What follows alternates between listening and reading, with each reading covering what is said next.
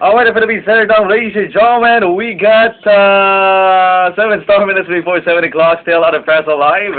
Dito po lamang yan sa impilang iba natin. And of course, we have a caller on the line. Papasokin na po natin at last ay nakapasok na rin po siya. Hello! Hello, siya po ay si JR. Parang JR, kamusta yung evening natin dyan? Sa din ka nagapanawag subong?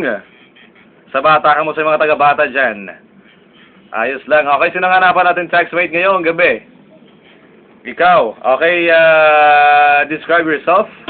Ang pwede, ang height, simple, yung gwapo, buot lang. Okay. Wala na? O, sige. Sino ginapangita mo? Ha? Ano ginapangita mo? Bae, Okay, babae. Describe ang babae nga ginapangita mo. taas, Taas pilang height? mga 5'6", gano'n. Okay, ano pa? Ang hot kag sexy, Pilang edad? 25 to, 25 bababa. 45 na baba. Okay, sige. I-invite yung mga girls. Ano? Bilan, line lang ina. Yung may landline lang para magtawagay na lang kayo. O, sige. I-invite yung mga sarkadas natin na mga girls na mag-text sa number mo. Akong sino nga pumati, kung pwede nyo ko i-text sa number na ano, 0920-326-5586. Alright, isang ulit pa paring JR. 0920-326-5586. Alright, ano nang ipilang ibang dating? Mag-greet ka. Sige, greet your friends now. Sigret ko lang nagli si Gigi, oh. Gigi. Okay, hi Gigi. Sinang marites ko na. Okay, sino pa?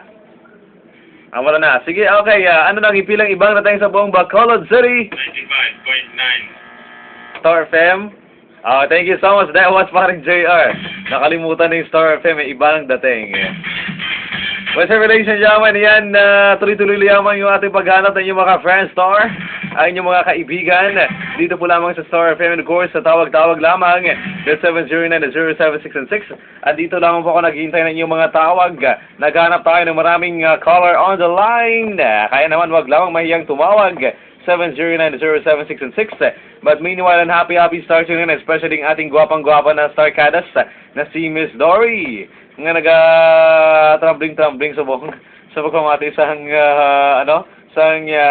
musika ng Star FM. Maraming salamat sa inyong lahat. Iba ang dating. Still, it's a Friends Alive on Star FM.